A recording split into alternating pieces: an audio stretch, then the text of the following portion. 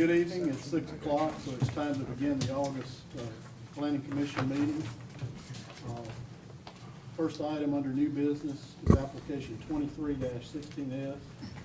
Iris Fernandez, owner, 2160 Rocky Creek Road, approximately 30.08 acres located in land lot 172 of the 3rd Land District. The applicant is requesting a special exception to operate an event center for private parties. The property is currently zoned AR1 agricultural and residential. Is there anyone here, is the applicant here to speak? Or would you come up, state your name and address for the record?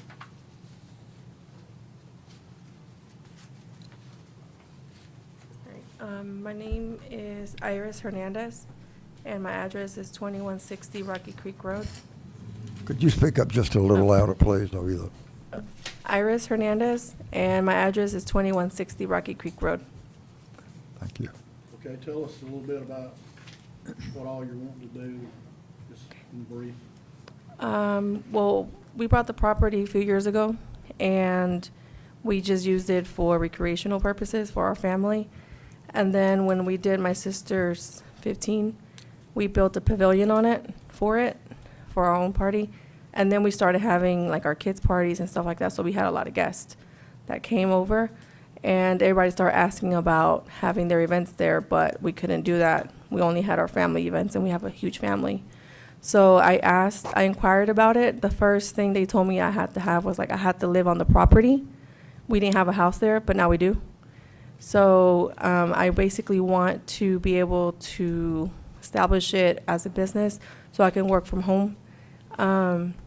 Reason being, I have a special needs son, and like I'm the only parent, so it's really hard for me to get a regular 8-to-5 job with all his therapies and everything. So working from home and doing something that I'm really good at would be great. And then the space is really huge, 30 acres.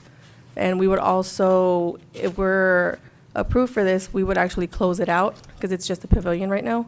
But we really don't want to invest the money into it unless we know that it's something that we can actually do. All right, thank you, and if you would sit down, we'll see if we have a few more questions from people up front here. You all right? You want to hear the staff report first before I question? Yeah. Either way, what suits you? Is there any opposition? Is there, no one registered? No one signed up to speak. Anybody sign up? Okay. No one signed up to speak for any of our cases this Oh, evening. okay. Well, that's not true. I think it was one. There's two more. Are there any questions from up front here? There was something before BZA on the same property the 23rd of July. What was that about? So what went to BOA was her first request for the event center. BOA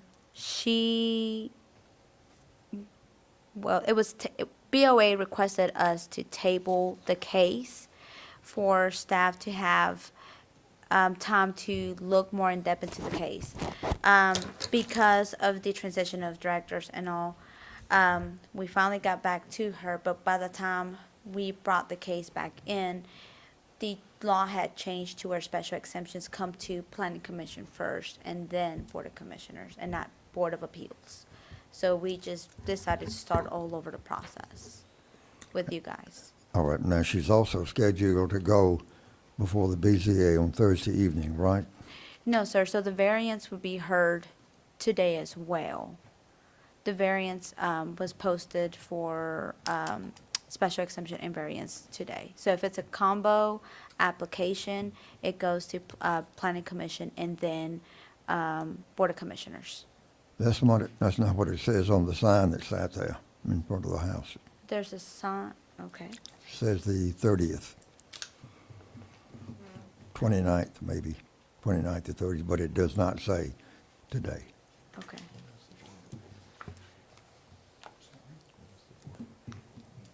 Just asking. I have, Go ahead. is there a question for the applicant? Is there, or would you step up to the microphone, please? Yeah, I should have had you just stay up, I'm sorry. What plans do you have for traffic control if it's needed? We have a layout of what we plan to do. We have 2 entrances to the property. So we can, there's a lot of area to the front. I don't know if you can see on Part E, that's where the house is. We have an entrance where the white line is on K. And it's a huge entrance, like a double space. And then we have all that in the front where a lot of cars can come in at once. So we laid out, this is just an example, but you know, if anything has to be modified, we can still do it. It's just kind of an idea to present. And then also about the signage, about the 30th, that was because the signage was put up there for July, for July's hearing. That's why it has that date. So it's not for this month. It was from the previous month's signage. So, Okay, so the double red farm gate that you come on just before you get to your driveway, is that gonna be an entrance or no? yes, the entrance is right there Okay, where the that K the is. double red gate. Right, Okay, right there. and then there's one below it as well. Is that on your property as well? We have only 2. The one that has the driveway with the house. gate and Okay. with the black gate, and then the one with the 2 doors on the side. All right. But we plan to fix it up and, you know, make it a little wider and make it easier entry. Yeah, that other gate lower down has kind of a sight distance problem, but, yeah, that's okay. All right, anything else from up front before we hear the staff report? I'm good for right now. Okay, Thank you. all right, Thank we're you. ready for the staff report. All right, good evening. I'm David Allen. I met most of you before the meeting. My first planning commission meeting. Ms. Morales has been doing a great job holding down the fort between directors. So this project and the ones on this agenda tonight are kind of course, between directors here. But in reviewing this original staff report, I do agree with the recommendation for approval with the conditions listed on there. It does seem to meet all the basic requirements in section 503B 24. Minimum lot size, of course, is over 25 acres, she has 30 some odd, I believe. Public paved road, Rocky Creek is paved. She seems to have adequate space for parking and to spread out. So staff does agree with the original recommendation for approval with the listed conditions there on page 27, I believe it is, of the report, staff report. Only additional possible conditions we might discuss is, see, the hours of operation are 11 p.m. to 8 a.m., but it doesn't really specify limiting any days, perhaps like a Sunday, so that might be one option y'all want to consider. Also, with the 200 guests, if it's like a equine event or something of that nature, does that possibly mean 200 trailers? I don't know, but we need to maybe discuss people and kidneys versus the vehicles that might be involved with 200 people being there. So that's just some additional suggestions for discussion I have. Other than that, staff recommends approval. Keep in mind, you've got a variance application that's part of this, which is relief from paving requirements. And Frank, to answer your question, under amendments to ZPL that occurred just as this was about to come up, if a special exception application also is joined with a variance application, there is one hearing now, and that comes to you because that is a zoning decision tied to planning commission authority. It no longer goes to the Board of Appeals. Okay. Just telling you what I saw. Pardon me? Just telling you what I saw. I know. I'm scrolling and squinting to see the conditions that were, I do remember reading them, but I can I bring them don't up for have you. them right away, so. There we go, all right. You need me to make them a little bit bigger? that's good. Okay. Just scroll down a little bit. John, Mr. Chairman, I think the parking off-street is something that needs to be addressed because we've had a horrible problem at Cherokee Rose. And in fact, it got to the point where they had to buy and rezone property across the street to keep people who came there from parking on the shoulder. It would be nice if we could address that up front so that we don't have to come back and do cleanup on it. That's a good point.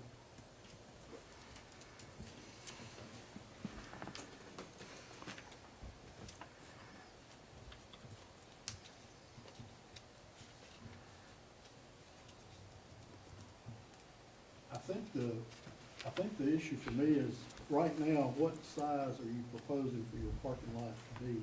Is that on the drawing? Somehow I missed that. I'm on a tablet, and it's not much better. I don't think we have exact measurements, but my dad's here, he probably knows better than I do, of exact measurements to where the parking and for the trailers and all that, how much it actually is. Just by eye, I would say wild guess 150 by 150, but that's just a total, looking at it by eye. Yeah, approximately what I put there is like 140 feet back from the arena thing, and then 181 feet this way. But we're still, if we need to clear up a bit more, we can still clear up more to the back, because we have a lot of property that goes back. Okay. Mr. Chairman, one more question, at least one more question. Do you intend to put down the crusher run that you're proposing if you get your variance through that entire area? Or are you just using that for the roadway? I'm not clear. on For it. the roadway and the parking all of the parking? area. Yes, ma'am. Yeah, it would need to be. Mr. Chairman, I have a little bit of a problem with not seeing the exact dimensions. I'm suffering from that as well.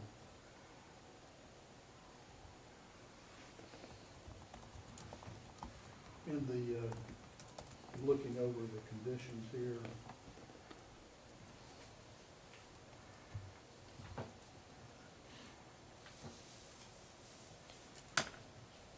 Do we have it anywhere in there that there's no parking off the road with trailers or anything like that? In other words, no parking at all on Rocky Creek Road? Oh, absolutely not. We have more than enough room on our property. Nobody would be on the road. But also if we're told like, okay, you have to have, an area of this by this much, to support this parking, we can clear it up. We're just not sure what the actual requirement is. There's a lot of room there already, but if it needs to be expanded, we can do that.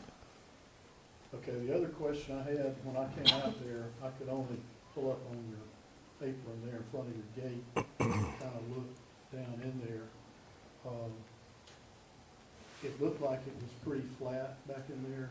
Have y'all graded that, or it looked pretty level?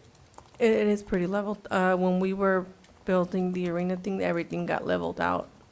So everything's pretty, it's even. Okay, because the issue you're gonna have on the crush and run deal is if you've got any grade at all, the water can really take it away. And it'll be a constant deal to maintain it. So, the more level it is, the better off you are. And also, it does require a little bit of grading so that there's a pocket there to hold the gravel. Of course. Okay.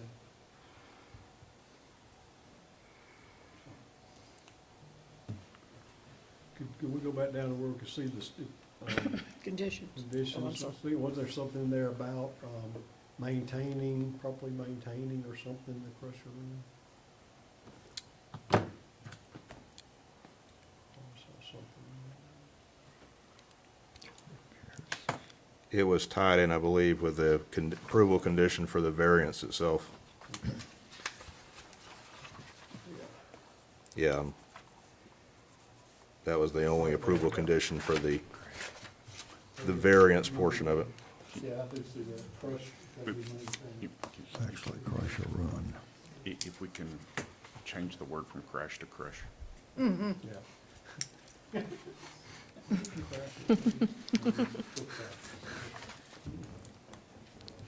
Okay. It's the OCD thing, I'm sorry. You could. Is there any other discussion up front? So the way I understood the conversation, just to be clear, you're adding an additional zoning condition not to have any parking allowed on Rocky Creek. So that'll be condition number 11. No. Yeah, because otherwise we'll be back in. Just want to make sure that we have that added to the conditions. So that'll be condition number 11. Okay? Okay.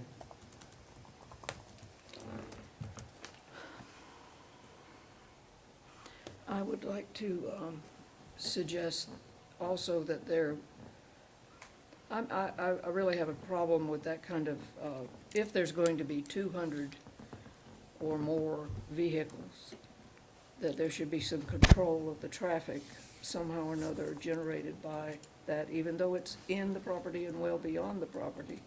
Getting in and out still, to me, seems to be a burden on the general community without some kind of direction. That's a good point also. That is a real cut-through road right there, and there's a lot more traffic on it than you realize. But it does say something about security. If I you'll think it's one of the last items Yep, here. number 2. Owner shall be responsible for any additional security and shall contact sheriff's office within a reasonable time or arrangement. So maybe we could say security and traffic control. Would that make it better? That sounds good. I think the language may be need to be a little tighter for that, because it leaves it up to the owner to decide whether or not they need to be responsible for security, or that seems to be the spirit of the language as is there. Larger events would require a traffic marshal. Or a coordinated effort, conversation with, or an application of traffic control. Yeah. You want to do this right the first time, because if you don't, it will, Come back and bite. It'll be bad. So what is the number between 0 and 200 that we think needs to have the coordination of the sheriff's office? Honestly, I think if they've got 100 vehicles on property, that's quite a number of Yeah. vehicles. That would be almost the equivalent of the amenity center at Sunset Beach Street.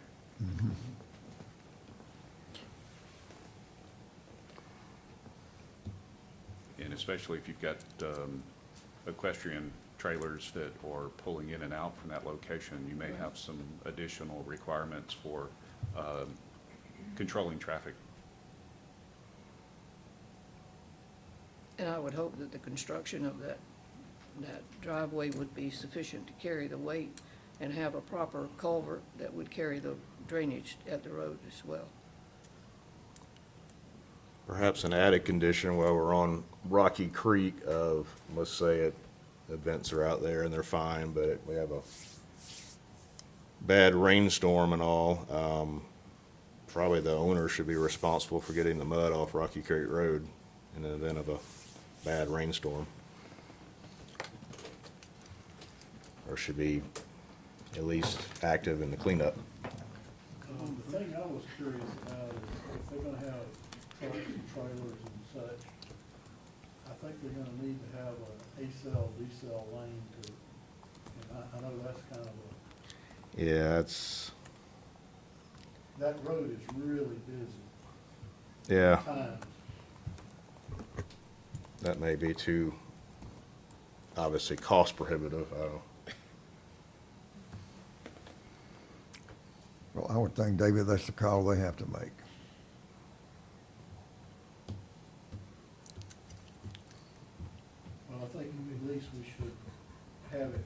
so that if it becomes a problem, then it's gotta be addressed. Okay. Bruce, Is that you something? want to make a stab? Well, we keep adding things. I know. So far, the only official one we've added is number 11 about the parking on Rocky Creek Road. And I think you've got some language with respect to traffic Yes. control and coordination with the sheriff's department. Yes. If it's over, we're gonna be good if it's over 100 vehicles. How often are you planning on having events? Do you know? Well, the venue, we want to do it for private events, so it just depends on when people need it. But again, like the place sits about 200 people, but we're talking about families. We set up, place out maybe 20 tables. If you think about it, each vehicle brings 2 to 3, 5 people. So we really, I don't think we've ever had 200 cars in there. But if case be, we always plan to work with the sheriffs, regardless of how big or small an event is. That's definitely something that we always want to do. Probably can't answer this, but how many birthday parties versus like horse events do you say Well, you'd the have? horse events is probably 3 a year, if that. Okay. If that. And again, we don't do fall, winter stuff because it's cold, so and then when it's really raining, we really don't either. So it's really just like 2, pushing it 3, maybe in summertime. But that's probably like a lot. As far as the horse trailers and stuff go. The other events are mostly birthdays and weddings and stuff like that, which are smaller cars. Do we have any buffer provisions for those houses that are on Boynton Road? Actually, that was going to be my next position was for David or Newton with respect to buffering for that area to ensure that we do not buffer up all the way to the property line for the event center and to allow for some buffering for noise. Well, you do already have the setbacks as part of the thing, the 200-foot setbacks on the structures. I do see quite a few trees on the rear of the property. But I don't know about the sides there and how close they are to the houses, or if there's any houses directly next door.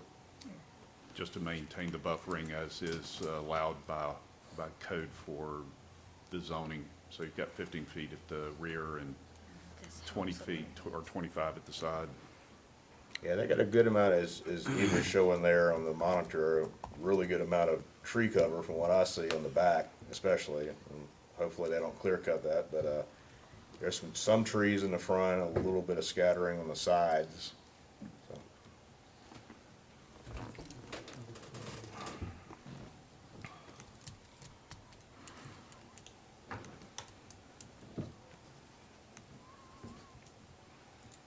Any other discussion?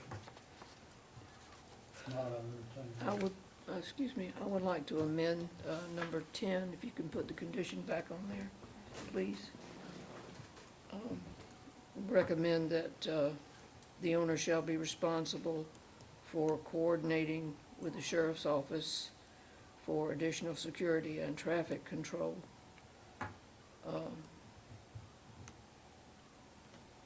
Whenever it is anticipated or their actual attendance is greater than, actually, I think it should be less than 100, but that's for this group to decide, but 100 guests, vehicles, sorry, amend that, 100 vehicles. Can you fix that, Newt? So we do not, well, but if your attendance at 100 requires additional security, could I ask a couple of questions? Ms. Hernandez, do you have a standard rental agreement for people who are going to use this facility, or do you yourself promote the equestrian events? It's basically a association thing that we have. It's based off from Mexico, and then they just brought it over to the U.S.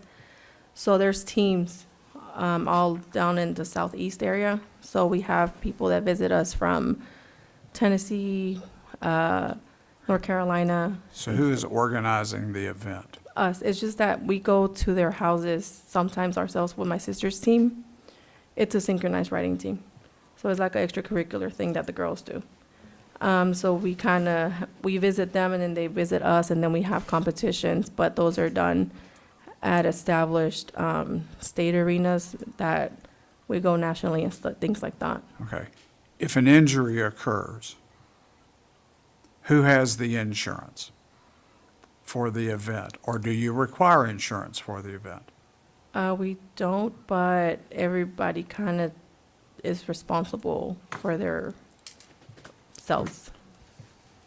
Which means nobody's responsible. So, all right, so, So I mean, like, for example, if my sister was to fall off and get hurt, like, we would, take her to, we also plan to have, I'm not talking about somebody who's in the horse event itself falling off the horse.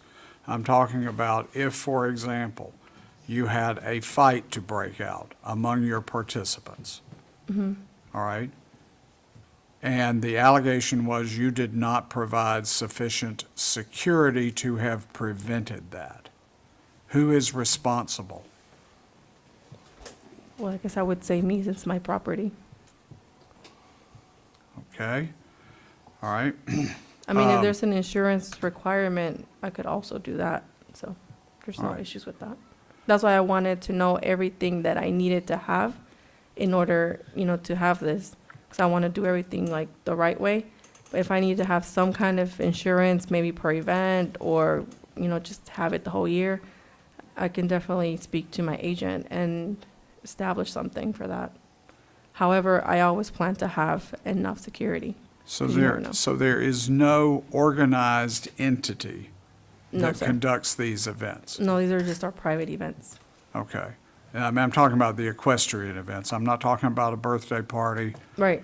Or No, these are just our Somebody private. who's, God forbid, is having to get married. I'm not talking about that. I'm talking about horse events. No, right. All right. All right. Yeah, so we basically just kind of formed our own teams, and there's a lot of teams around the southeast side, and we kind of invite other teams to come and showcase, and then, But just there go is to that. no organized association of those teams. No, sir. Okay. All right. Then who would contract for security and traffic control? And who's going to be responsible for payment for that? Us. Like myself, this is my part, I will pay for that, and then we would work with Spalding Sheriff's Department. All right, do you have an entity, a separate limited liability corporation or a separate corporate entity that will operate the event and enter into the lease? Or is that you individually? I don't have it yet because I haven't really done anything as far as that goes, because I needed to know if it was something we could do, so I could set up everything for the business, a business license, an entity, and all of that. But I didn't want to go and spend all that money and get all this set up, if we don't get approved to do anything there. So whatever requirements the county tells me, well, you have to have an entity, you have to have, a liability insurance and this and that, those are things that, I want to do. I just need to know exactly what I have to do to Well, if have, you to got be able to approved here perform. and through the Board of Commissioners, you'd come to us next for a business license, which is condition number 8. Do you have like a name in mind already, or Yes. like, you can go ahead and say it, I'm not. Oh, well, it's in Spanish. Rancho San Miguel. Okay. So So you're it's like a- basically named after Saint Michael. So it'd be like Ranchos, you said Amiga? No, Ranch Saint Michael, just in Spanish. Okay, and I assume that would have like an LLC or incorporated Yes, after sir. it? And that would be your, as Mr. Galloway is saying, your company on the business license, that name would be the one handling The events. events. yes? Correct. The reason I was asking that, Ms. Hernandez, there's a lot of difference between having little teams come over and ride horses or compete in whatever, maybe a rodeo event or whatever it is, versus the now liability that attaches or that would attach in the event of an injury, in the event of somebody who gets out there and shoots with a gun, in the event there's a lapse in security. And people don't think about these things, or a lot of people don't think about these things. And will alcohol be allowed at these events? We haven't discussed everything, but since it's, we're inviting people over, they would bring their own. But then I also spoke to them regarding having licensed vendors that could do that, but that's, if they're licensed So, to do things. so cutting, at these events, alcohol is available to people who come to these events. They can either bring it themselves. There's no prohibition on them bringing it themselves. Correct. Okay. Unless I just need to know what all the rules are, and then I can apply however needed. All right.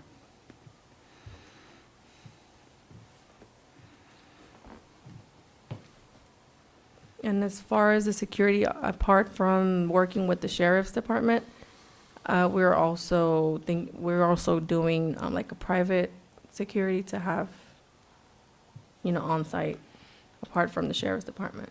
Okay, do you require that for the people who are there operating the event? If it's at my place for the horses, they're my events. Okay, so you would They're enter my into a private- contract with a private security company Correct. to come and provide security in addition to the sheriff being on the road? Correct.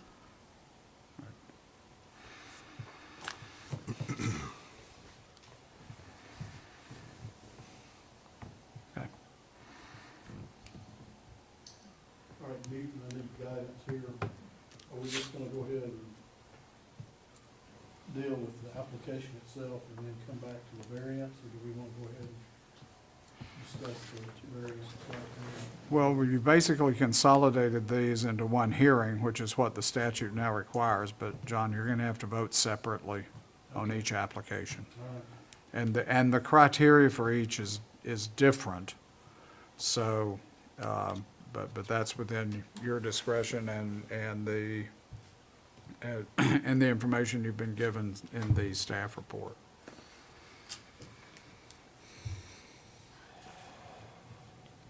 Some of this, what we've discussed, has been a little loosey-goosey. And I think those concerns, if we are serious about them, they need to be a part of renewal for business license. The things that we talked about, security, people who are doing the management. I know this lady's got the best intentions in the world and says they're going to do this and that, but I think it needs to be tied to the business license.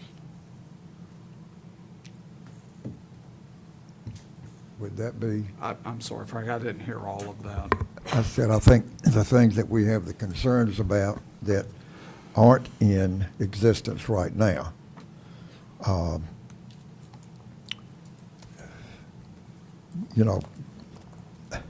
Evacuation plans, things like that. I think that needs to be tied to the business license. I mean, there's a lot of stuff here that it's been discussed and it's going to be, it intended to be done, but it's not done right now. And the minute that you approve this, and don't make sure that all of these things that we discussed are going to be taken care of, I think we have set a dangerous precedent and then also set ourselves up for some liability on that. I don't know, Frank, that the business license is the best place to do that. Okay? We have time before this goes to BOC, Eva goes to BOC in September. The 26th. We have time before BOC to develop a more comprehensive list of, to review the conditions for adequacy for the event. That's good. to present that at BOC. Okay. And I understand that this is an association of people who do this, and probably most of this is youth-related, is it? And that there is informality with the way it's set up, but that informality can cause significant problems down the way. Okay, thank you for that clarification. And I think it needs to be done before BOC rather than by means of a business license. Okay. Thank you.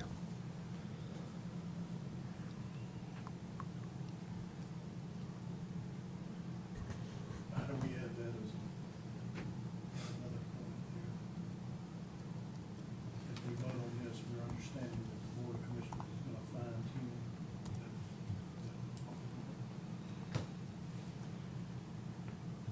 They're gonna assign what now? well, we're gonna see if there are any terms with this.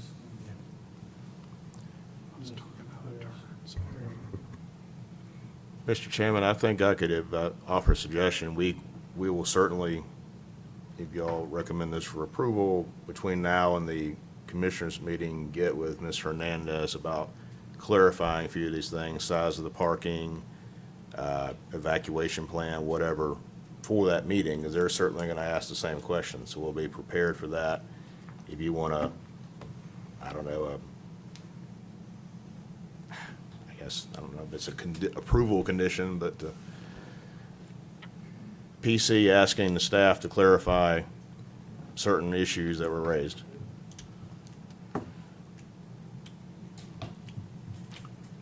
We'll certainly be doing that. Would the chair entertain a motion to table? I think I'd,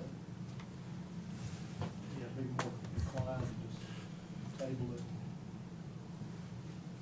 Let us send a full product up to the commission for them to go over.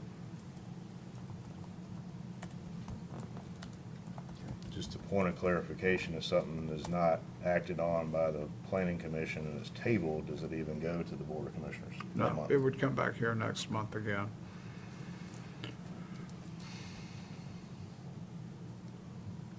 Do you see a problem with us sending something halfway done up to the commission? Yeah.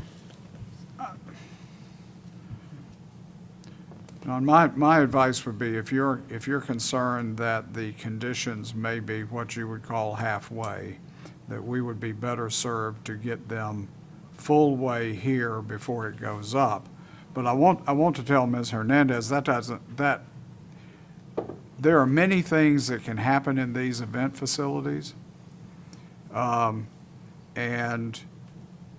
the average person does not think about them, because you want to have a horse event, you want to have parties there. And that's what you see. It doesn't mean that the event center shouldn't be there, but it means there's more detail and more concern about certain things occurring and to be prepared for from the standpoint of the county's concern than some of the things you may have thought about. Okay? And a lot of it's for your protection as well. That's correct. You need that promoter to give you confirmation, whoever's doing the promotion of the event, that there's insurance that also identifies you as an insured. Okay? So, if I'm doing my own event, and then I just get like my own insurance to cover my events there as my entity, the St. Michael LLC, whatever, for it to cover the event there, for what's going on, will that be good? Or like, does it have to be somebody else promoting it? No, if you can be the promoter, Okay. but you need coverage for your entity, and that coverage needs to include you individually and whoever else owns that property with you. Okay. Because if it occurs on that property, I will guarantee you that in the event of a major problem, that property value will be at risk. Okay? And I don't say that to scare you, but I say that so that you can protect yourself.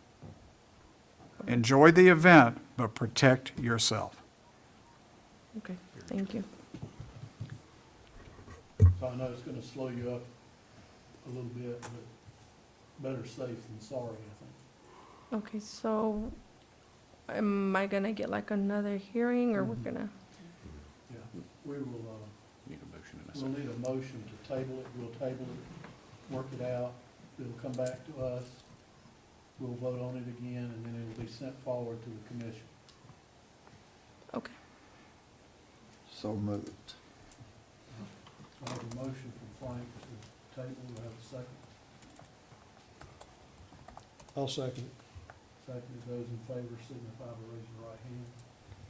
Unanimous.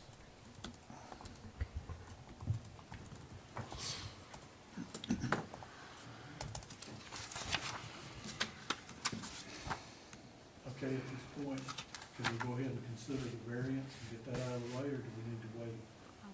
I would take the position that you have just tabled the entire application. Okay. All right,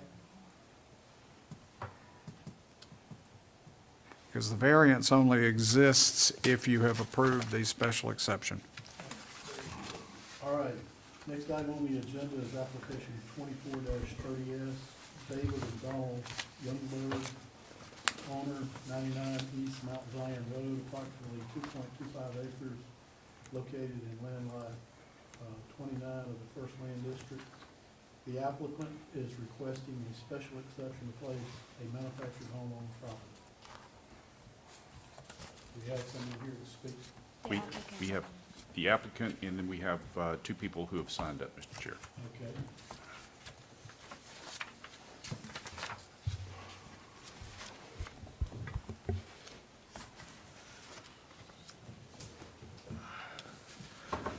Sorry about this. I'm a little bit slow. I'm paralyzed on my left leg. Okay. Name and address to the record. I'm David Youngberg. Donald Youngberg is my brother, my twin brother, and we're residing at 99 East Mount Zion Road in Griffin, 30223.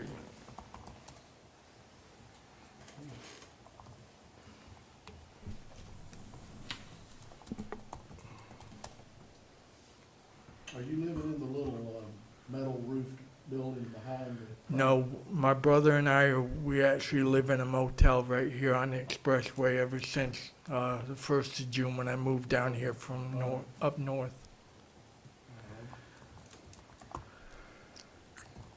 So you want to tell us, you acquired this mobile home?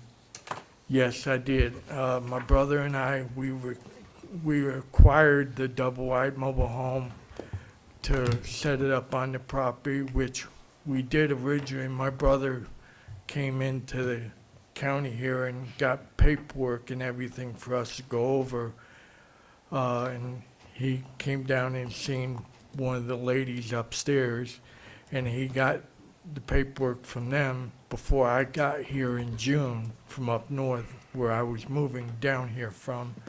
And we was in the point of going through it, but we was also at the same time looking around for everything that we would need as far as within our budget. And we acquired a mobile home, and we did have it put on the property, not knowing there was going to be an issue, but we already knew that we would have to apply for it. But we got such a good deal on the mobile home. The guy was actually needing to move in a hurry, so we thought it was best just to buy it and put it on the property until we could find out if we were going to be able to keep it there. And should it not be approved, we would just sell it and see what our next option would be. But we have as you can see probably in the photos that we left with you guys, we have shipping containers that are already filled to the top with all my personal belongings and effects from up north, mine and my brother's. We have no place to live, so we're living in a motel at the moment, and we just didn't want to pay storage because we don't have the income to afford storage complex. So we decided to do what we can cost effectively, which was buy containers for $1,200, $1,300 a piece and put our belongings in them and keep them on the property since we already own it. And that way, when we such ever do move forward on the property, we can unload the containers of all our personal possessions and put them in the home, and then use the containers as like a storage shed, you know, for stuff that we didn't want outside to ruin. But all our personal belongings, such as clothes, my furniture, all that is in those containers. The cabin that you're talking about on the property, it has a metal roof. I'm not sure if I'm gonna keep that because I was gonna use it as temporary housing because I've had issues of things being missing on the property, such as building material and stuff, and somebody's messed with my backhoe that I have on the property. And I just was hoping maybe if it worked out, I could stay on the property because my possessions are starting to be picked through and people don't seem to respect other people's belongings, and they think they can walk in there on the property and take it away with them. So that's why I picked up that cabin. I was gonna use it like a camper or something just to live in, to watch my personal belongings so they don't get stolen every night. And so far, I haven't had any luck putting a stop to it, but I'm just hoping nothing else gets going. I check it every day. Well, you know, I go out and check my mail, and I check my containers, make sure all the locks are there and whatnot, and pretty much that's it. And that's what the cabin was for by itself. I was not gonna live in that. I was gonna live in the mobile home once we got it okayed. Okay. All right.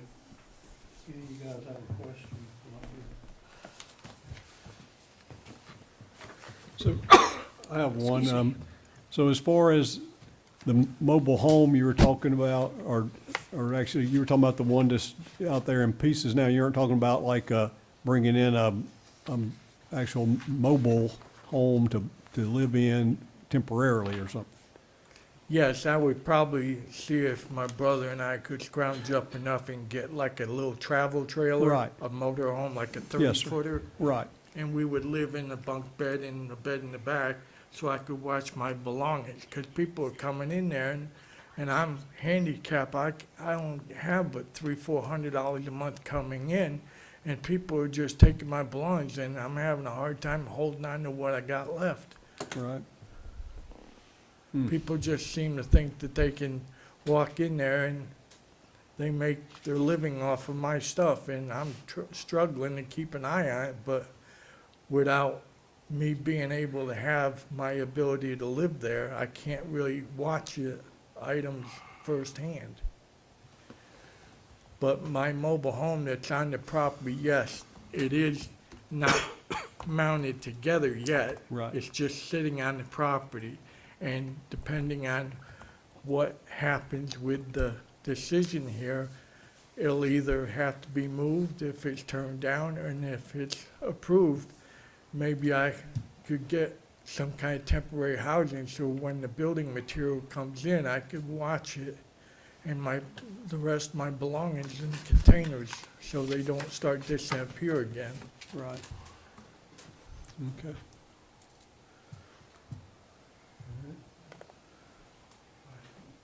Anything else? We want to hear the other two people. Cindy Fetters. We'll hear these other two people, sir. Ms. Fetters, if you Can will I step. sit down? 'Cause Yes, please. Yes, thank you very much. Thank you for coming to the podium. Ms. Fetters, if you would, please state your name and your address for the record, please. My name is Cindy Fetters. I live at 158 Vaughn Road. We are the previous owners of the property. My sister, Jennifer McDaniel, she owned, excuse me, 99 East Mount Zion. I used to own the lot next to it. We were kind of just in favor of Mr. Youngberg and them applying for a variance to put a trailer or a modular home, double wide, it's all the same to me, manufactured home, housing, on the property, as that's what was there before. This neighborhood, we've lived in this neighborhood for 50 years, and there's maybe 10 houses on that road. It's a dead-end dirt road. Half of them's single-wide trailers or modular housing. The other houses are 1,500 square foot or less homes. There's shouldn't be, a problem allowing him to put a double wide. We kind of explained what he would be in with the city, that y'all weren't allowing double wides or modulars, we didn't think anymore, unless they had a certain roof pitch. So they are aware that they'll have to have that done when they put the trailer together, if approved. But, that's what was there before, was a single wide trailer. We tore it down and then decided that if we built over there, we would be building something that's not for that neighborhood, which is why we sold the property. We'd be building a couple of thousand square foot homes or more, and like I said, those are less than 1,500 square foot. I'd be surprised if any of them appraised for $150,000, $200,000 tops. I'd be building more than that myself. So Mr. Youngberg's kind of keeping in tune with what's in the neighborhood already, and has been in the neighborhood for 50 years. Nothing's changed except for 15 years ago when Alan Mobley bought it up, and y'all were gonna allow him to put 5 houses on 9 acres of land, so, And we didn't do it. because we bought half of it. But yes, sir, 3 of them went in. 3 of those houses did go in, so. He wanted to put 5 on there. I was sitting on this board when that was happening. Okay. But, I mean, they're intending, they've kind of told me what they were intending to do, and, we just don't see what the big problem with it would be for that area. Like he said, it's about all they could find on short notice, so. Great, thank It's- you. Can I ask one question? When was the other mobile home tore down? 15 years ago. Okay. It's a single-wide trailer with multiple ramshackety rooms built onto it, and it was, like I said, what he's putting out there now is better than what was there, so. My mom's property also butts up to East Mount Zion Road, the ending of East Mount Zion Road. Nothing on it's gonna change. Nothing has changed for 50 years out there. They can't build back there, they can't, it's the way the property. Okay, thank you. Okay, thank you. Jennifer McDaniel.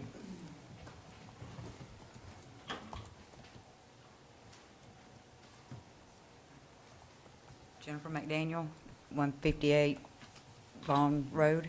My sister just basically said everything I was going to say. If, I'm just here for support and to answer any questions or give anything to help Mr. Youngberg.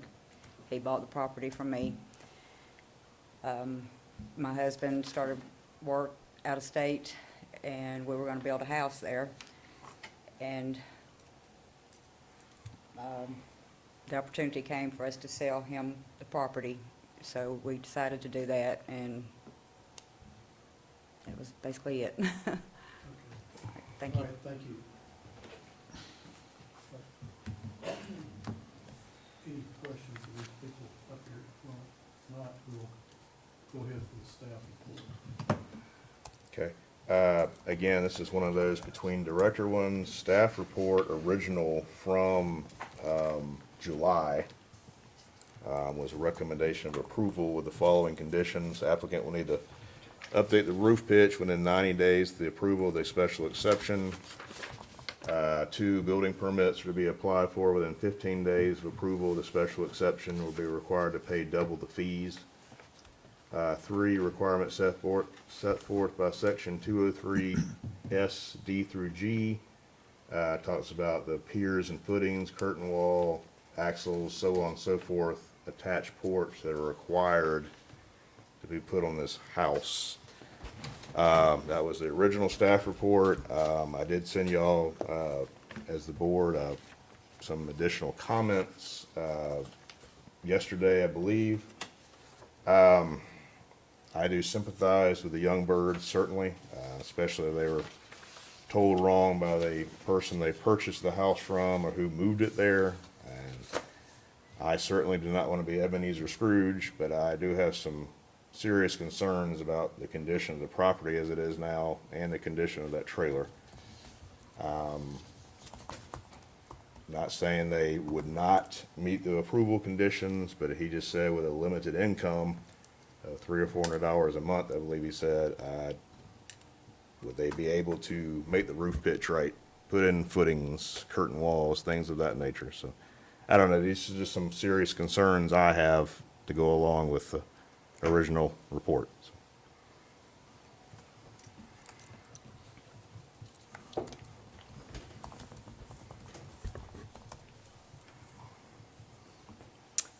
Could I ask, David, you also mentioned a concern about the special exception would not apply in this case.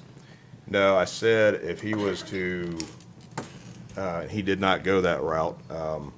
He could not have gone that route. There is another kind of special exception for a mobile home out there with a certified medical hardship, such as the one he has described this evening, but you had to have doctor's note, go through the process, and that is supposed to be a temporary house and an accessory one to the main house. In this case, obviously, he wants it a permanent residence, and he wants this to be the principal house, so that situation would not apply. Okay. That's what I was saying. Thank you. Okay. I'm glad you answered that.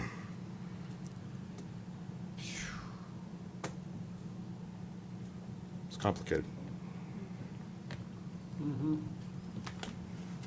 Mr. Youngberg, are you in a situation where you can put that much money into this house?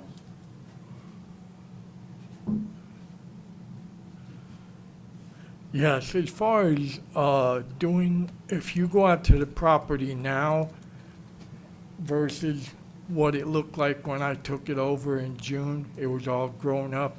We've manicured the lot very well. It's all cleaned out, and my brother's been up there every day for the last 2 months, cutting all the vines out of the trees. I mean, it looks really nice in there.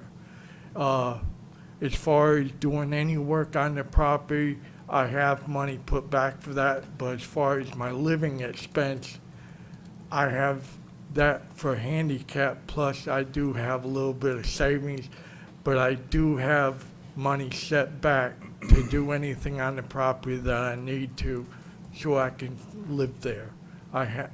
That's money I've set aside from my savings all my life, plus my father passed away a year ago, and my sister passed away a year ago, 2 months later, which I have money from the life insurance to do the roof, since I knew it probably would be older than the roof pitch.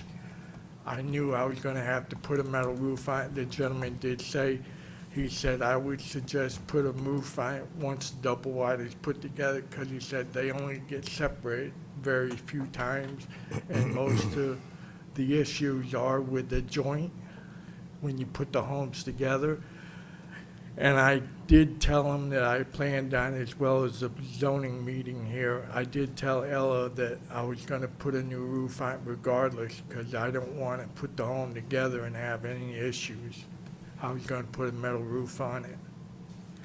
And as far as the porch and all that, I can do all that, but I can't do it within 2 months. I mean, I can do it, I mean, within a year, I can do everything I need to, because I'll have to hire everybody, and you know, it takes time to get people out there because they have other work ahead of me. But as far as that goes, I'll do whatever I can because I have no other place to go. I have to make this work.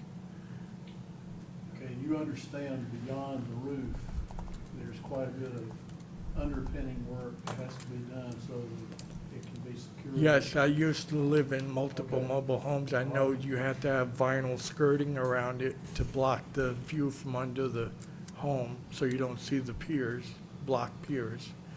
And my intentions was to put a concrete slab foundation and concrete piers so the home stays level in its entirety.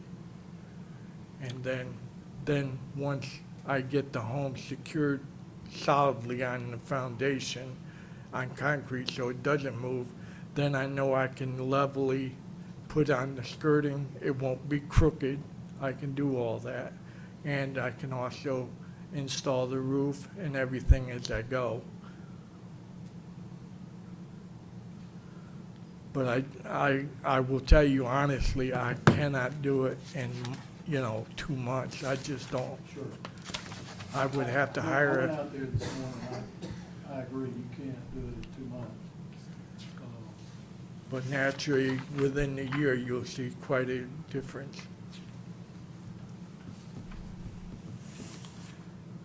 A lot of the people that live on that road, they just don't seem to care. I mean, I know they're doing their best for their property, but I'm a little bit more fussier when it comes to keeping the grass mowed and whatnot, and I would like the chance to show you I would do it.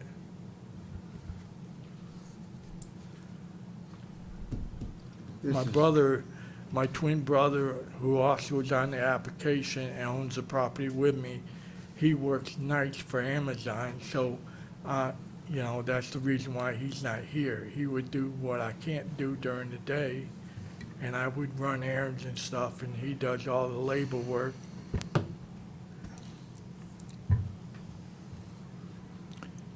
What brought you from Danbury to Griffin?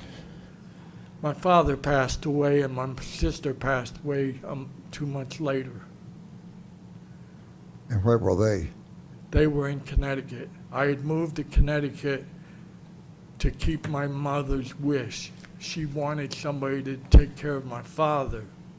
And when my mother passed away, he wanted to be near my mother at the cemetery, which I understood that. So I left from Georgia when I lived here before. I moved to Connecticut. I lived there until June of this year. Oh, okay. And then once my father passed away on Mother's Day last year, 2023, he died last year on Mother's Day. And then 2 months later, my sister owned the house I was living in with the two of them. My sister, older sister, 2 years older than I, passed away 2 months later from infection of her heart attack issue. And then I had to right away cover for 2 funerals. And then after that, I saw that I couldn't afford to live in Connecticut. It's very expensive. And that's when I told my brother down here, I said, keep your eyes out for a nice property in Griffin. I said, I could afford to live there. And that's when he was talking to Cindy one night, and she told him that they were getting ready to put a property of theirs on the market. And I told him, I said, I'd very much like to see it before you sell it. And when they took and sent me the pictures, I was overwhelmed. It's on a dead-end road, and it's in a very nice location. It's quiet, and it's in an area where I could afford to live. Good, thank you. Good answer. Okay, David, he keeps mentioning 2 months. Is there a automatic 2-month self-destruct clause or something? No, the only thing that had a deadline is approval condition 1, the roof pitch within 90 days. The rest of them, the piers, footings, all that has to be done, obviously, before you can get a CO and live in it. So, that's the only, well, and that and having a permit coming up with a permit, filling out the permit paperwork within 15 days. So there's no deadline to finish the entire thing, just increments of it. All right, well, as far as doing the roof, I would probably make that first priority, because as soon as they mount the home together, I would want to make sure it doesn't leak. So I would probably do that first regardless. And Mr. Youngberg, just a question. Let's say this was approved by this board and the Board of Commissioners. You were working hard on it, everything was done, you're ready to move in. What would happen to the storage containers out there after that?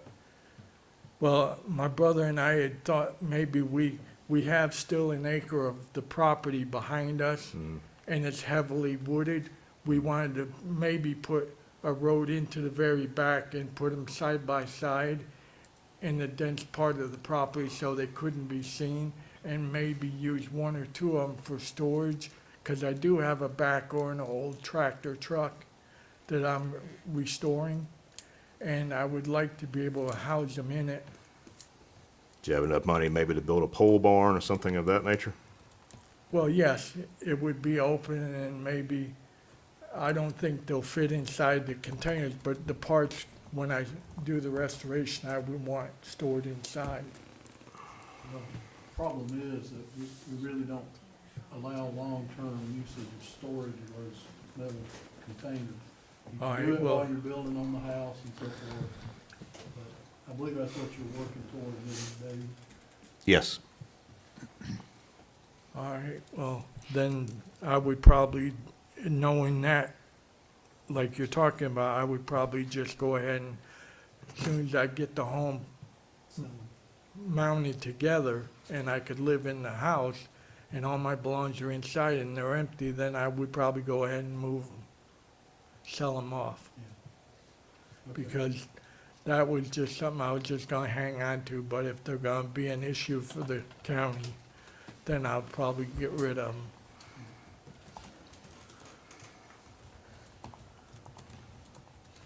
But like I say, I only bought them because it was cheaper than putting everything I own in storage complexes around the city. I mean, they're over $150 a month, and for these containers, they're $1,000, and you own it. So I figured if I can put everything I own in those containers, store them on the property, and once I move in the home, all my furniture and belongings are in the home, then I don't need those no more. Okay, all right, thank you.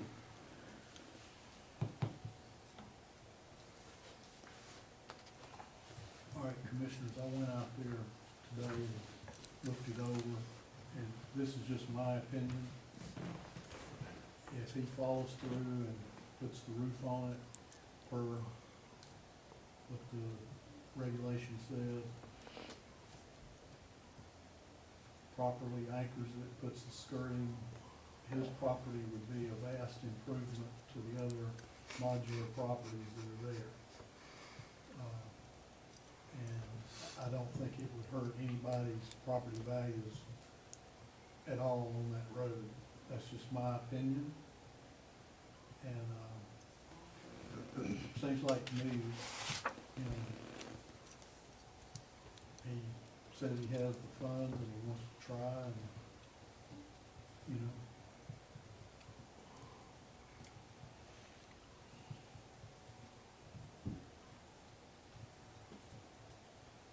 So I'm inclined to, give him a shot. I know how the, getting people to help you do stuff is here.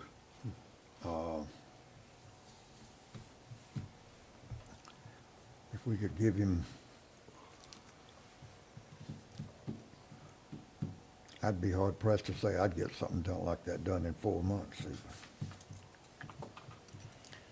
I mean, like I said, the only deadline there is that was given was on the roof pitch for 90 days, 3 months. So the rest of it is understanding you have to finish it before you move in, which, whenever that is. So y'all could maybe even extend the roof pitch deadline, it's up to you, but that was the only one that had an actual deadline on it, that item. Okay.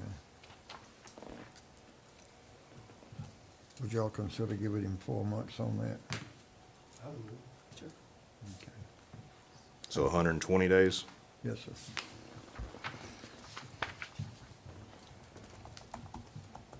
Because he's right, with it split like that, them having to move it, you can, of course, put the roof pitch on. I think it's a 312 or maybe even a 212. It's a 412 now?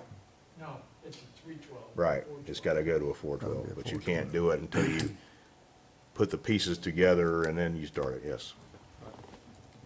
Because I don't want the house looking like this. Yeah, I gotta do the roof after I get them level. right. Do you feel like 4 months would provide you with the time you could do that? Could you push it to 6? I mean, I'll do it in 4 if you want me to. But with the weather and everything, and now the roofers want to, put me back. Right. But it is coming in cool weather, so maybe I can get roofers faster. Well, I mean, you're gonna have that to try to live in. You want to get out there, so, Oh, you know, yes, I do. quicker the better. All right, well, if that's a contingent for me living there, yes, I will do it. Yeah. You better get cracking. You're gonna have to take care of that to get your certificate of occupancy where you can move in, so. And bear in mind, sir, this, you said the 27th, Eva? 26. 26th of September is when the commissioners will hear this to approve this. So actually you have, in essence, September 26th plus 120 days, so you have more time than you think. You could certainly get started on it, but, Well, that was one of my questions. yes. When are you allowed to do anything else on the property? Do I have to wait till after the next meeting, or what? Yes, All right, then, Get everything set up. But you could find right. maybe somebody that can do yeah, I the can work get and line people that up. lined up to do it. Mhm. So in essence, with the 120 days instead of the 90, you in essence really have 5 months, not 4 months, because you're waiting for the commissioners to possibly fully approve it, so. All right, that makes sense, I can do that. Okay. But caution, gotta have a building permit before you Yes. do any of that. Yes, I can do, that would be my next, We'll be in close contact with them to see this through. I'll entertain a motion.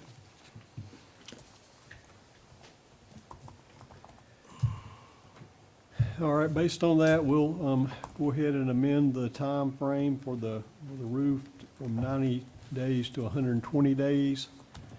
And then, to go along with the, required, recommendations, as in the initial, proposal that was provided, I'm recommending approval. And, give Mr. Youngberg, a chance to get his trailer set up. I'll second that motion. Have a motion to approve and a second. Those in favor signify by raising your right hand. All right, good luck. all right, now my only other question would be, I have to wait till our next meeting? No, you can. You have to go before the Board of Commissioners in September, Mr. Youngberg. Okay, well, that's what I just. That'll be, Same room, same time, September 26th. it'll be right here. Once that meeting is here, then I go forward with everything after that. If approved, yes, sir. If I can line approved. people up before then. Yes. Yes. Okay. If approved, yes. Yeah. But no, actually, no work on the site can be done until you have full approval and a building permit. Okay, then I'll wait until the next meeting. But you can go ahead and line up a contractor and get prices and things like that. Maybe get some materials, possibly. When can you apply for a building permit at that meeting? Literally the next After, day. after Yeah, that the next meeting. day after the 26th, yes, ma'am, if approved. Now, is there any issue, can I get any kind of a temporary living permit to watch my building materials so they don't disappear? That is a whole separate hearing, unfortunately. Yeah, we can't do that. Yeah, it would be better not to Yeah. get into that. Okay. All right, I'll have to see if there's some other way. All right, thank you. Thank you. Good luck to you.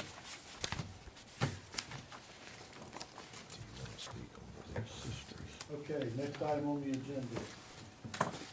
Consider the request for 2-year extension for Big Pine subdivision. We have someone here to speak to that?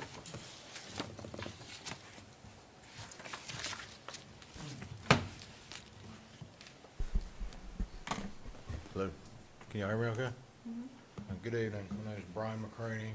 My address is 1681 Parks Road, live in Forsyth, Georgia. I'm here on behalf of our client LGI Homes, who owns the parcel. You know, just, I don't want to bore y'all with a bunch of background. This project has been around forever. I've been involved with it since 2020. The board did approve a revised preliminary plat adhering to the R1 conservation classification back in 2022. Part of that approval, there were inherent conditions applied to it, one of which that we secured sewer capacity for the development through community services, people that run the private facility for Sun City.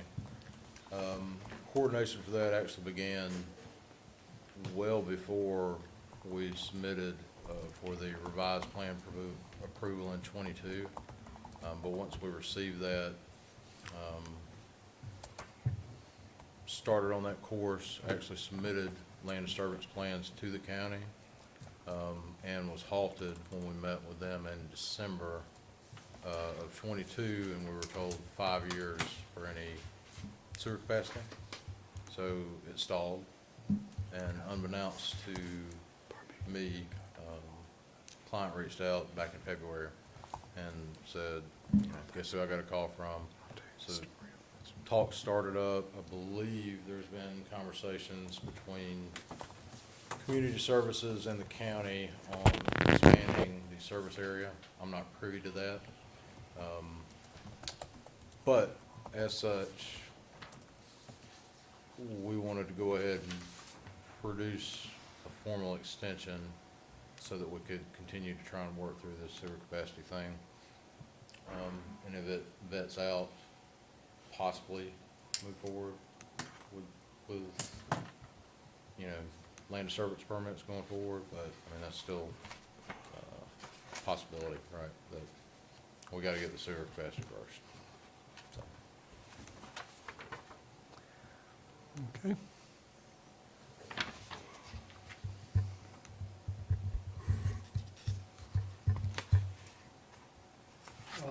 Bruce, do you have a question about?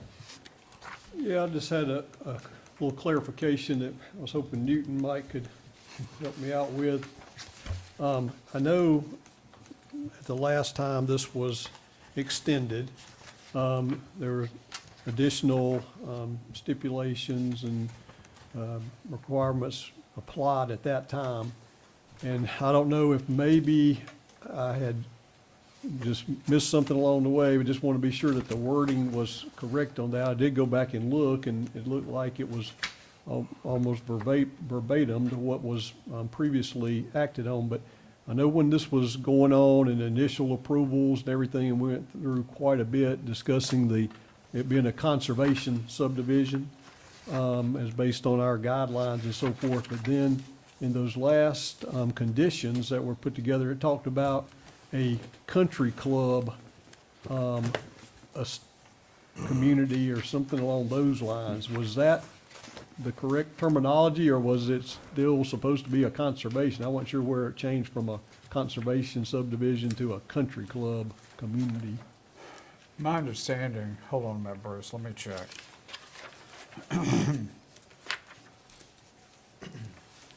Give me a second. I believe he's referencing item number 5. Yeah. in the letter.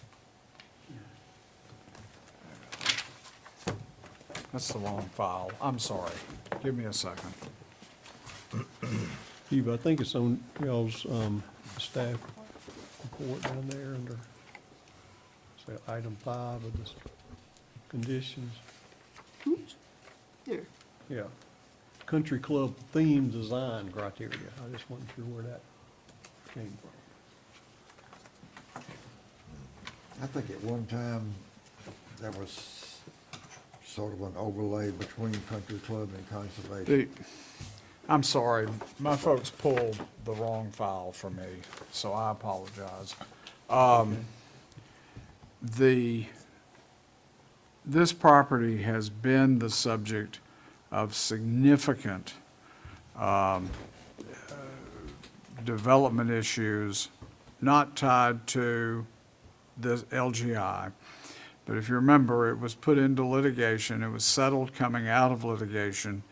And my understanding is that when y'all came in for the conservation subdivision in 20, I believe it was 20, It's 2022. 22, y'all had an arrangement with Community Services, Minerva/Community Services, for the provision of sewer. That is somewhat correct. Okay, and that the development was supposed to be, what y'all had, the LGI had planned to start, and learned from Minerva there would be up to a 5 to 6 year delay in the provision of sewer. That is correct. So, 100% transparency. Like I said, my involvement with the project started in November of 20. Our first contact with Minerva, i.e. Community Services, was December of that year, where we started talking about sewer capacity and this, that, and the other. We were requested to provide engineering report so they could evaluate that. We met with them.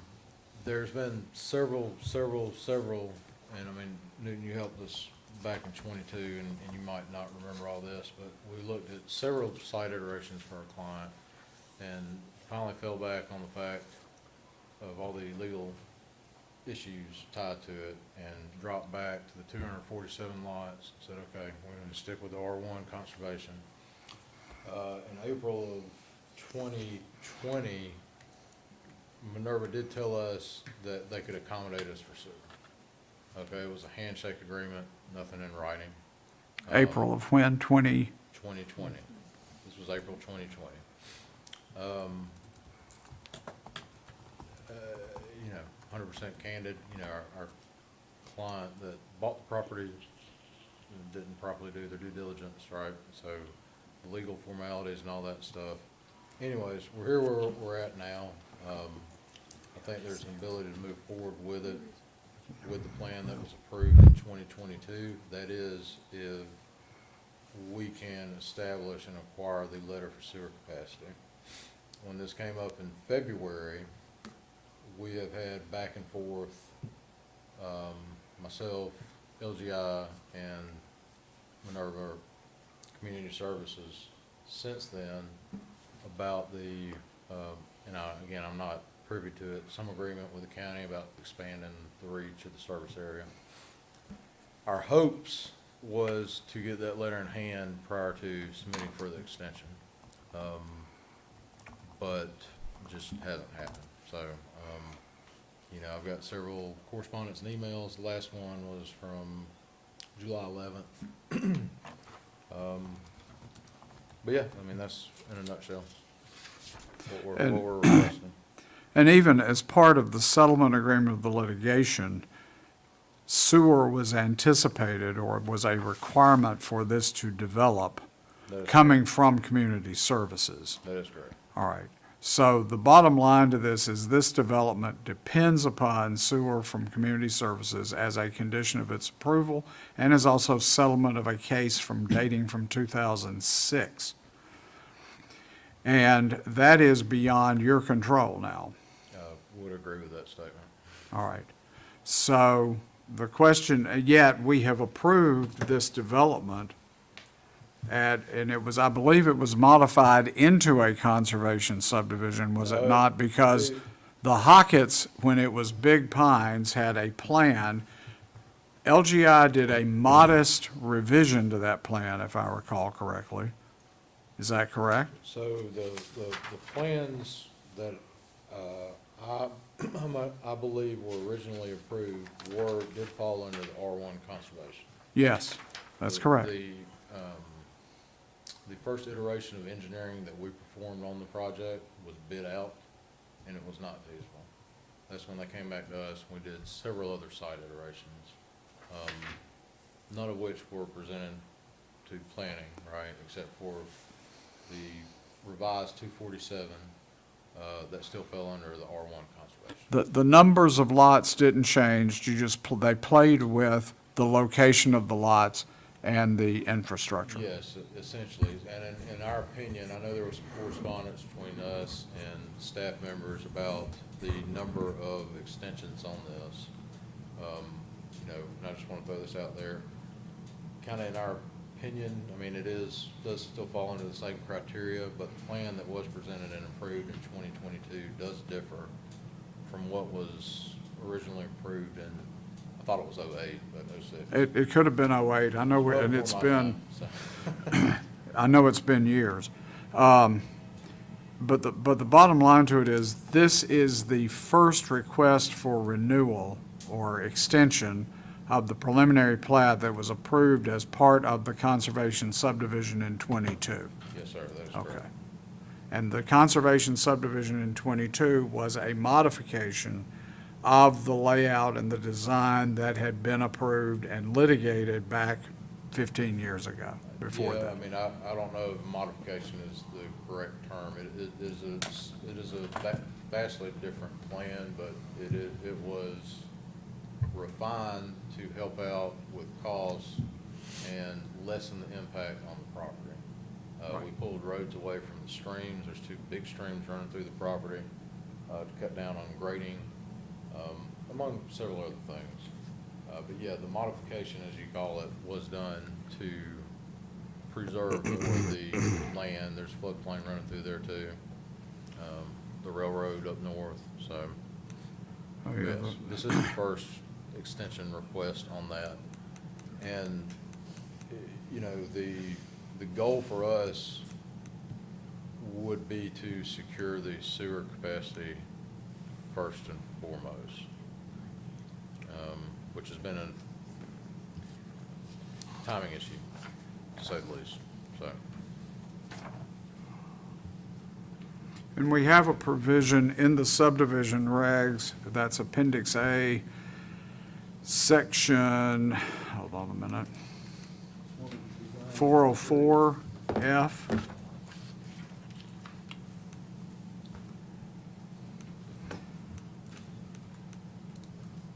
I mean, the bottom line to this is you are approving, if you approve it, an extension of a preliminary plat that is original only back to 2022, irrespective of the history that was behind there, and with a new developer. Correct? That's correct. All right. Well, when you say new developer, the developer is the current owner of LGI Homes. Right. LGI was not involved with the litigation. LGI was not involved with the time Yes, from sir. 2008 to 22, and then y'all acquired it from the Hockett's. I could not comment on who they bought it from. All right. I got a call one day and they said, hey, we bought this property, can you help us out? So, Okay. Okay, can I just going around a little bit what I was trying to clarify? Yes, the LGI purchased the property in 2021. So, again, all those additional conditions and stuff, my understanding occurred in 2022. LGI was already a part of it. They were working with Ms. Little at the time, and they went through and put that together. Now, when Robert Hockett was coming in and he was a part of this initially, we started talking about the conservation subdivision and getting all that put into place. And so my question goes back to, is I understand, we had agreed before with the conservation subdivision, it's always had the condition of the sanitary sewer being provided. Correct. But something that, again, we went through this last time, I didn't notice it then, but I just noticed it now, that it doesn't mention anything about the conservation subdivision in here. It just talks about now a country club theme. And I didn't know, conservation subdivisions is in part of our zoning. I'm not sure country club theme is out there. So that's what I was just curious about. Country club is part of the special exceptions that are approved for a subdivision in a residential class like R1, Bruce, if Okay. they want to go below 2 acres, Okay, below a 2-acre minimum. Now, I don't know how to say this.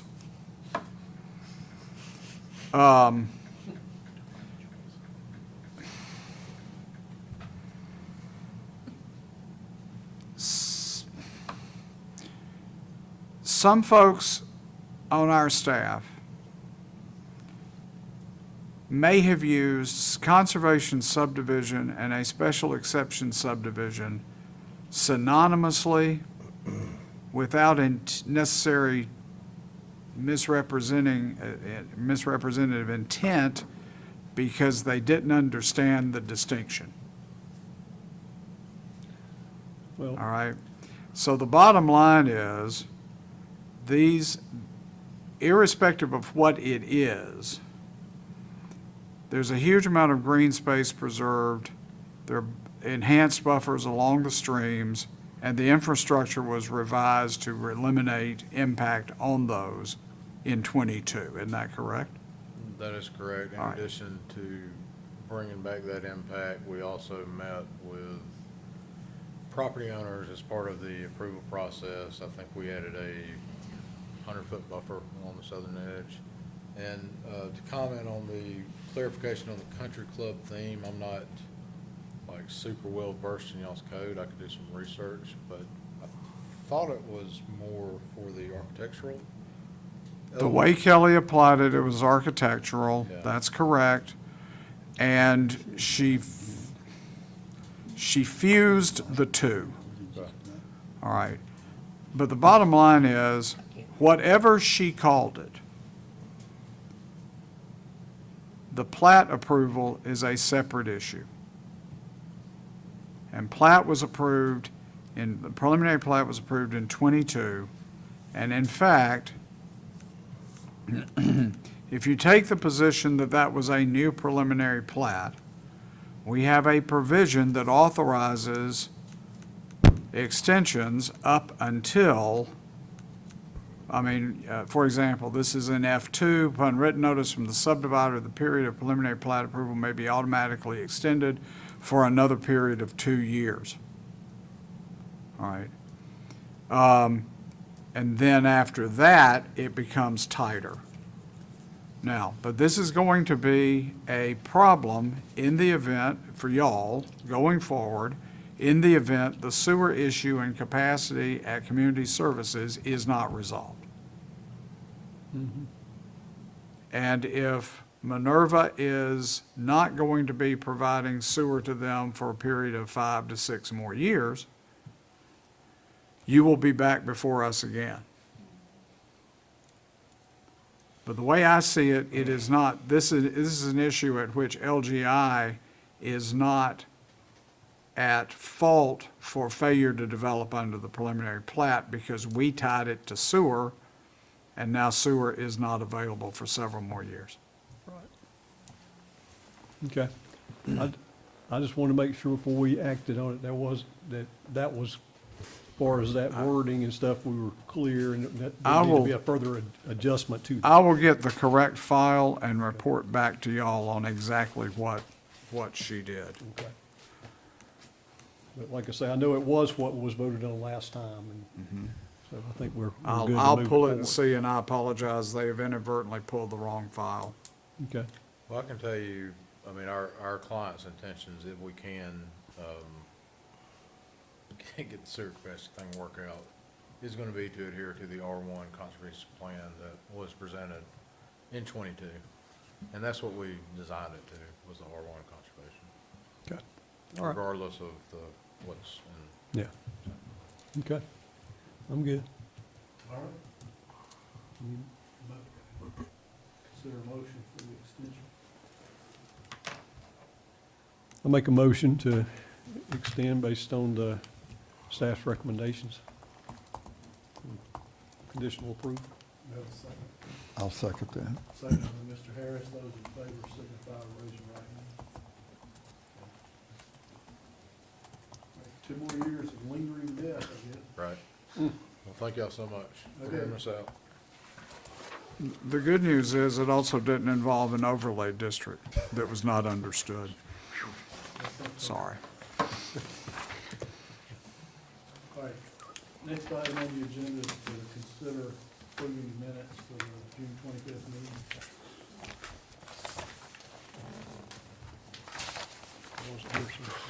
Yeah.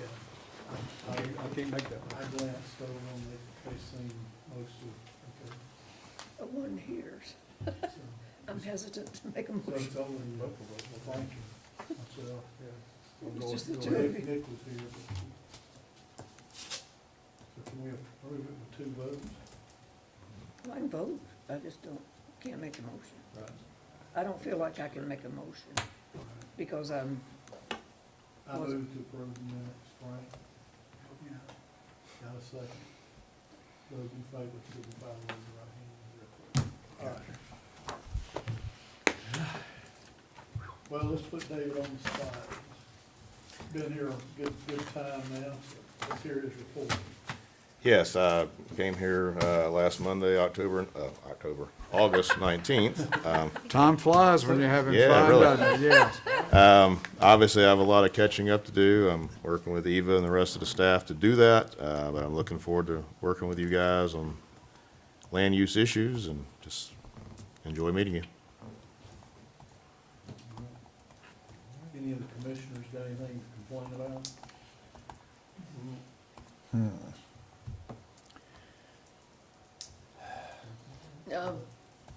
Well, they mowed the bypass, but I'm not gonna say anything about it.